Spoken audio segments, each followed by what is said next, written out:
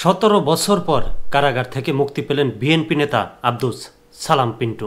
বিএনপির vice chairman ও সাবেক উপমন্ত্রী আব্দুস সালাম পিন্টু প্রায় 17 বছর পর কারাগার থেকে মুক্তি পেলেন। আজ মঙ্গলবার বেলা 11টার দিকে কাশিমপুর কেন্দ্রীয় কারাগার থেকে তিনি বের হন। এ তথ্য নিশ্চিত করেছেন কাশিমপুর কেন্দ্রীয় কারাগার পার্ট 2 এর jail super Al Mamun. 21 August grenade হামলা মামলায় খালাস পেয়েছেন আব্দুস সালাম। তিনি মামলায় ফাঁসির দণ্ডপ্রাপ্ত আসামি ছিলেন।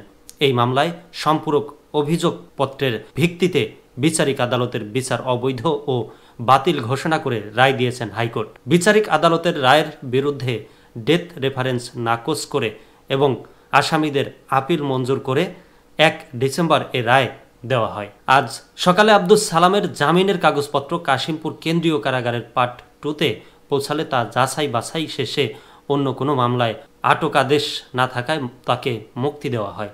কারাগারের প্রধান ফটক থেকে স্বজনেরা তাকে নিয়ে যান। কাশিমপুর কেন্দ্রীয় কারাগার পার্ট 2 এর জেল সুপার আল মামুন বলেন, আব্দুস সালামের বিরুদ্ধে নতুন কোনো মামলায় ওয়ারেন্ট নেই।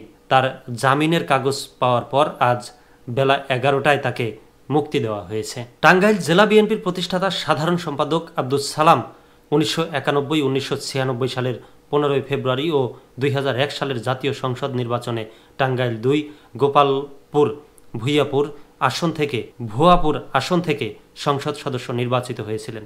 2001 সালে তিনি শিক্ষা উপমন্ত্রীর দায়িত্ব পান।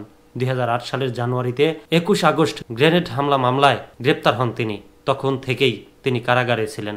তিনি 21 আগস্ট গ্রেনেড হামলা মামলায় ফাঁসি দণ্ডপ্রাপ্ত আসামি ছিলেন। বিএনপির মিডিয়া সেল সূত্র জানিয়েছে, কারাগার থেকে মুক্তি পেয়ে আব্দুস সালাম ঢাকায় বিএনপির প্রতিষ্ঠাতা জিয়াউর রহমানের কবর জিয়ারত করতে যাবেন।